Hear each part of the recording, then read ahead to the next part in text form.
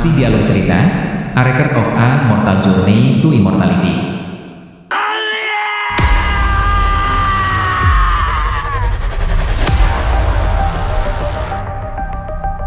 Chapter 817. Lu Weiying tidak melihat ada yang luar biasa tentang dua gunung dan bertanya dengan bingung, apakah ada yang salah dengan kedua gunung ini? Mulai sekarang, kita berangkat ke salah satu dari dua gunung itu. Titik di mana mereka bergabung bersama akan menjadi sarang Ancien Flametoad. Namun, ada sekelompok kalajengking berjajar ungu yang tinggal di sisi kiri pegunungan. Meski jumlahnya hanya puluhan, masing-masing galak. Saya khawatir kita kemungkinan akan membuat mereka khawatir. Ini akan sangat merepotkan. Lu Weiying berteriak kaget, kalajengking ungu berlapis? Serangga-serangga menakutkan yang melenyapkan semua pembudidaya sekte kabut laut di negara bagian Wang Sui? Ketika Han Li mendengar nama kalajengking berjajar ungu, dia merasakan gelombang keterkejutan. Marquis Nanlong menghela nafas dan berkata, itu benar. Itu serangga ganas itu. Selain itu, banyak ini jauh lebih menakutkan daripada kerumunan yang muncul di negara bagian Wang Sui. Mereka telah hidup selama puluhan ribu tahun dan tubuh mereka sepenuhnya hitam ungu. Lu Weiying kehilangan ketenangannya dan menatap Marquis Nanlong. Dia dengan belak-belakan berkata, Rekan Daois Nanlong, jangan bilang kamu bercanda. Bagaimana kami bisa memprovokasi kalajengking berjajar ungu? Jika hanya ada 2 dari 3 dari mereka, kita bisa berurusan dengan mereka jika kita berhati-hati. Tetapi ada lebih dari 10 dari mereka. Bukankah kita akan mengirim diri kita sendiri ke kematian kita jika kita mendekati mereka? Marquis memasang ekspresi tak berdaya dan menjelaskan, ada satu jalan lain, tetapi itu bahkan lebih berbahaya. Jalur lain diisi dengan sejumlah besar air mata spasial yang tak terlihat. Itu bukan sesuatu yang bisa kita telusuri. Karena kami tidak dapat mengidentifikasi lokasi air mata tak kasat mata, Scorpions yang berjajar ungu jelas merupakan pilihan yang lebih aman. Lu Weiying tetap tercengang untuk waktu yang lama. Tak perlu dikatakan, kalajengking berjajar ungu lebih disukai daripada air mata spasial, terutama yang tak terlihat. Ketika Han Li mendengar tentang air mata spasial yang tak terlihat, dia melihat ke kejauhan dan tatapannya mulai berkeliaran. Han Li akhirnya memecah kesunyiannya dan berbicara dengan nada masam. Tampaknya Tuan Changkun mengambil jalan dengan air mata spasial. Dia seharusnya bisa menghindarinya dengan kemampuannya. Ketika Marquis Nanlong mendengar ini, dia dengan pahit tersenyum dan berkata, Saudara Han benar. Tanpa kemampuan Master Changkun, kita tidak memiliki cara untuk menghindari air mata spasial dengan aman. Sebagai perbandingan, pertempuran dengan kalajengking berjajar ungu jauh lebih tidak berbahaya. Lu Weiying dengan kuat menggelengkan kepalanya dan berkata, itu tidak akan berhasil. Kita pasti tidak bisa melawan kalajengking berjajar ungu. Anda hanya mendengar tentang apa yang terjadi di negara bagian Wang Sui, tetapi saya pribadi mengambil bagian dalam pemusnahan kalajengking berjajar ungu sebagai perwakilan dari sekte Heaven Peak. Mereka menakutkan di luar imajinasi Anda. Memprovokasi mereka semua sekaligus adalah hukuman mati. Ketakutan pria tua itu terhadap kalajengking berada di luar dugaan Marquis Nanlong. Dia awalnya percaya bahwa mereka akan menang atas kalajengking meskipun ada sedikit tantangan. Sekarang, dia memasang ekspresi ragu-ragu. Pada saat itu, Han Li mengerutkan kening dan mulai mengingat informasi dari kalajengking berjajar ungu dari peringkat serangga eksotis. Kalajengking Linet Purple Linet berada di peringkat 14 pada peringkat serangga eksotis, dekat dengan peringkat Gold Devouring Beetles. Jika bukan karena sejumlah kecil telur yang diletakkan kalajengking dan jumlah mereka yang terbatas, peringkat mereka kemungkinan akan berada di atas kumbang makan emas. Meskipun mereka tidak memiliki kemampuan yang sama untuk melahap segala sesuatu seperti kumbang devouring emas, pertahanan mereka hampir sama dan tidak dapat dirugikan oleh harta sihir biasa. Selain itu, kecepatan mereka luar biasa cepat dan mereka sangat berbisa, memberi mereka posisi tinggi pada peringkat serangga eksotis. Belum lagi kalajengking berjajar ungu ini telah tinggal di lembah Devil Fall selama bertahun-tahun yang tak terhitung jumlahnya. Mereka telah mencapai bentuk pematangan puncak di mana tubuh mereka berubah menjadi hitam ungu. Namun, tampaknya Marquis Nanlong hanya tahu sedikit tentang betapa menakutkannya serangga ini. Sebaliknya, lelaki tua itu telah menyaksikan kekuatan mereka sebelumnya dan memucat saat menyebut nama mereka. Saat ekspresi Marquis Nanlong berubah suram, Han Li dengan dingin terkekeh. Marquis Nanlong hanya menyebutkan kalajengking berjajar ungu setelah mereka tiba sejauh ini. Tampaknya itu tidak dilakukan karena niat baik tetapi untuk menjaga mereka agar tidak melarikan diri.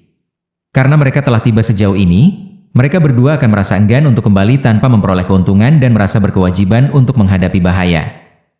Han Li terus menimbang pilihannya saat dia mempertimbangkan bahaya berurusan dengan kalajengking ungu dan apa yang bisa didapat.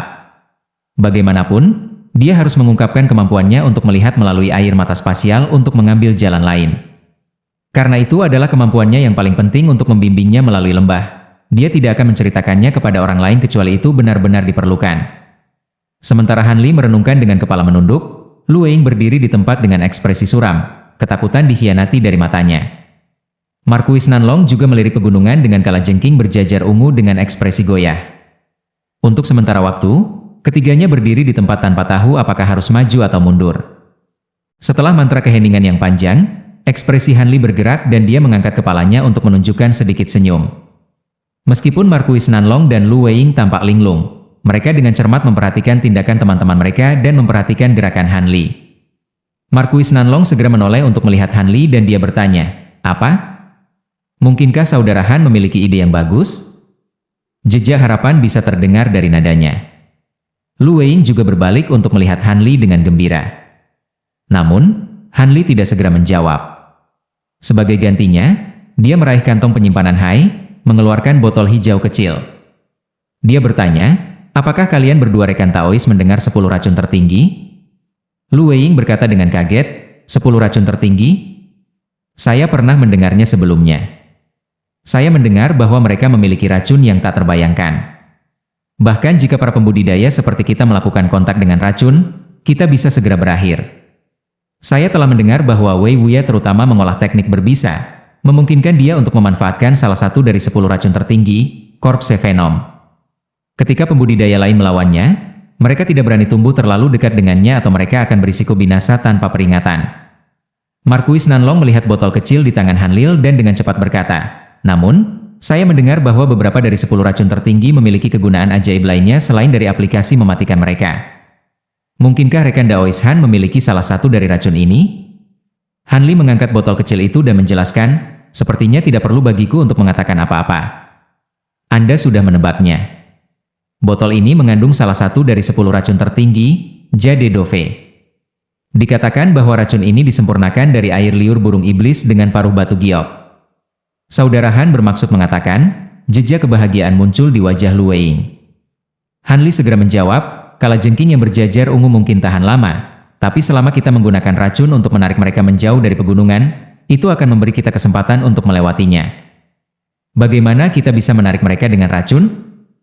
Oh, hehe. Saya lupa bahwa fellow Daois terampil dalam teknik boneka. Mengolesi beberapa boneka dengan racun akan cukup untuk menarik kalajengking." Pada saat itu Markuis Nanlong tersenyum.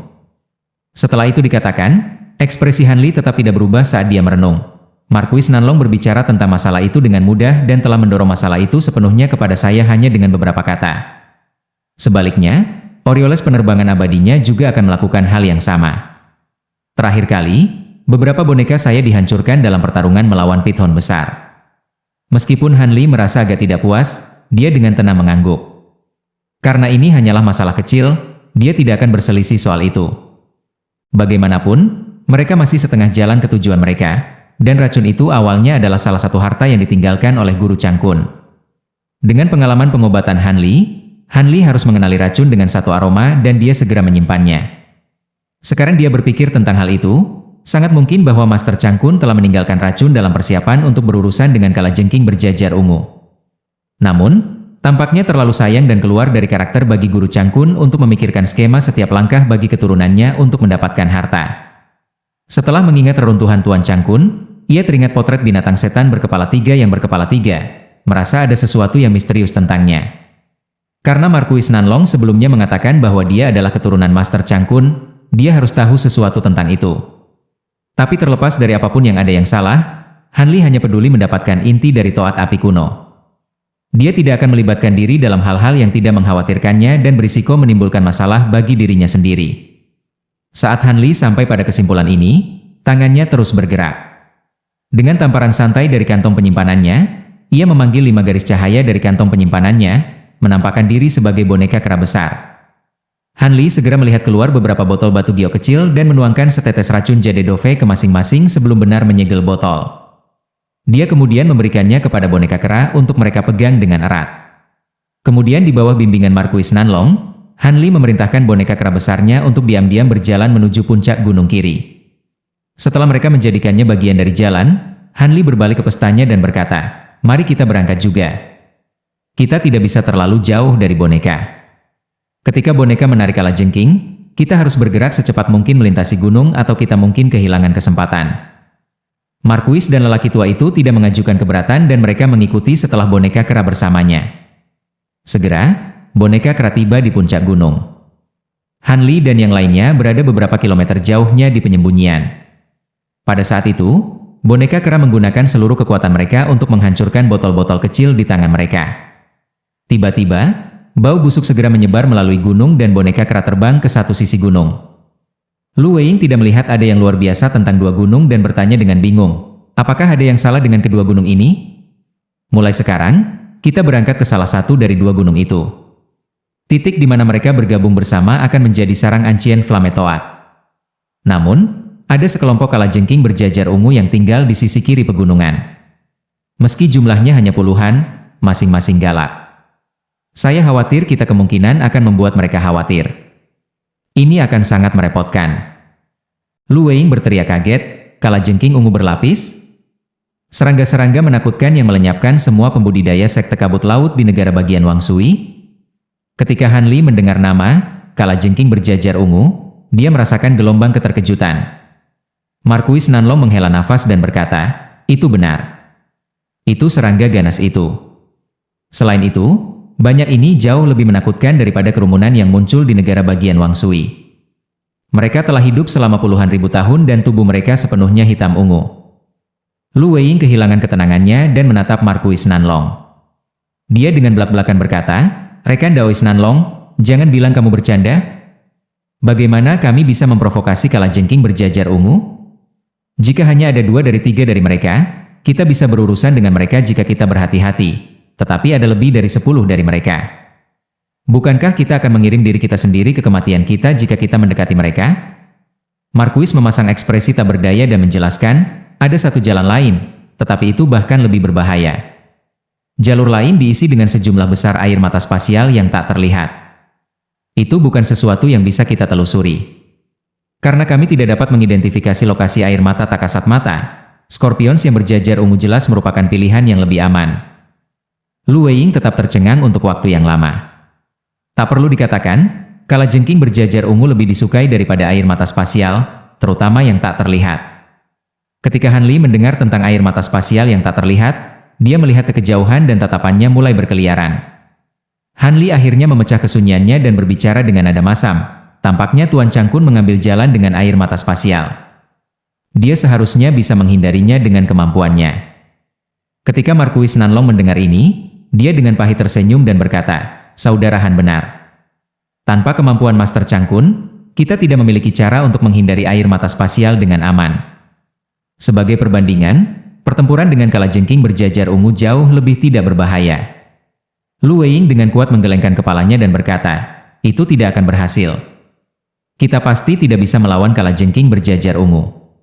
Anda hanya mendengar tentang apa yang terjadi di negara bagian Wang Sui. Tetapi saya pribadi mengambil bagian dalam pemusnahan kalajengking berjajar ungu sebagai perwakilan dari sekte Heaven Peak.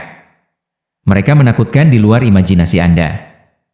Memprovokasi mereka semua sekaligus adalah hukuman mati." Ketakutan pria tua itu terhadap kalajengking berada di luar dugaan Marquis Nanlong. Dia awalnya percaya bahwa mereka akan menang atas kalajengking meskipun ada sedikit tantangan. Sekarang, dia memasang ekspresi ragu-ragu. Pada saat itu, Han Li mengerutkan kening dan mulai mengingat informasi dari kalajengking berjajar ungu dari peringkat serangga eksotis. Kalajengking Linet Purple Linet berada di peringkat 14 pada peringkat serangga eksotis, dekat dengan peringkat Gold Devouring Beetles. Jika bukan karena sejumlah kecil telur yang diletakkan kalajengking dan jumlah mereka yang terbatas, peringkat mereka kemungkinan akan berada di atas kumbang makan emas. Meskipun mereka tidak memiliki kemampuan yang sama untuk melahap segala sesuatu seperti kumbang devouring emas, pertahanan mereka hampir sama dan tidak dapat dirugikan oleh harta sihir biasa. Selain itu, kecepatan mereka luar biasa cepat dan mereka sangat berbisa, memberi mereka posisi tinggi pada peringkat serangga eksotis. Belum lagi kalajengking berjajar ungu ini telah tinggal di lembah Devil Fall selama bertahun-tahun yang tak terhitung jumlahnya. Mereka telah mencapai bentuk pematangan puncak di mana tubuh mereka berubah menjadi hitam ungu. Namun, tampaknya Marquis Nanlong hanya tahu sedikit tentang betapa menakutkannya serangga ini. Sebaliknya, lelaki tua itu telah menyaksikan kekuatan mereka sebelumnya dan memucat saat menyebut nama mereka. Saat ekspresi Marquis Nanlong berubah suram, Han Li dengan dingin terkekeh. Marquis Nanlong hanya menyebutkan kalajengking berjajar ungu setelah mereka tiba sejauh ini. Tampaknya itu tidak dilakukan karena niat baik tetapi untuk menjaga mereka agar tidak melarikan diri. Karena mereka telah tiba sejauh ini, mereka berdua akan merasa enggan untuk kembali tanpa memperoleh keuntungan dan merasa berkewajiban untuk menghadapi bahaya. Han Li terus menimbang pilihannya saat dia mempertimbangkan bahaya berurusan dengan kalajengking ungu dan apa yang bisa didapat. Bagaimanapun, dia harus mengungkapkan kemampuannya untuk melihat melalui air mata spasial untuk mengambil jalan lain. Karena itu adalah kemampuannya yang paling penting untuk membimbingnya melalui lembah. Dia tidak akan menceritakannya kepada orang lain kecuali itu benar-benar diperlukan. Sementara Han Li merenungkan dengan kepala menunduk, Lu Weing berdiri di tempat dengan ekspresi suram, ketakutan dikhianati dari matanya. Marquis Nanlong juga melirik pegunungan dengan kalajengking berjajar ungu dengan ekspresi goyah. Untuk sementara waktu, ketiganya berdiri di tempat tanpa tahu apakah harus maju atau mundur. Setelah mantra keheningan yang panjang, ekspresi Han Li bergerak dan dia mengangkat kepalanya untuk menunjukkan sedikit senyum. Meskipun Marquis Nanlong dan Lu Weing tampak linglung, mereka dengan cermat memperhatikan tindakan teman-teman mereka dan memperhatikan gerakan Han Li. Marquis Nanlong segera menoleh untuk melihat Han Li dan dia bertanya, "Apa? Mungkinkah saudara Han memiliki ide yang bagus?" Jejak harapan bisa terdengar dari nadanya. Lu Weing juga berbalik untuk melihat Han Li dengan gembira. Namun, Han Li tidak segera menjawab. Sebagai gantinya, dia meraih kantong penyimpanan Hai, mengeluarkan botol hijau kecil. Dia bertanya, "Apakah kalian berdua rekan Taois mendengar 10 racun tertinggi?" Lu Weing berkata dengan kaget, "10 racun tertinggi? Saya pernah mendengarnya sebelumnya. Saya mendengar bahwa mereka memiliki racun yang tak terbayangkan. Bahkan jika para pembudidaya seperti kita melakukan kontak dengan racun, kita bisa segera berakhir. Saya telah mendengar bahwa Wei Wuya terutama mengolah teknik berbisa, memungkinkan dia untuk memanfaatkan salah satu dari 10 racun tertinggi, Corpse Venom. Ketika pembudidaya lain melawannya, mereka tidak berani tumbuh terlalu dekat dengannya atau mereka akan berisiko binasa tanpa peringatan." Marquis Nanlong melihat botol kecil di tangan Han Lil dan dengan cepat berkata, "Namun, saya mendengar bahwa beberapa dari 10 racun tertinggi memiliki kegunaan ajaib lainnya selain dari aplikasi mematikan mereka. Mungkinkah rekan Daois Han memiliki salah satu dari racun ini?" Han Li mengangkat botol kecil itu dan menjelaskan, "Sepertinya tidak perlu bagiku untuk mengatakan apa-apa. Anda sudah menebaknya.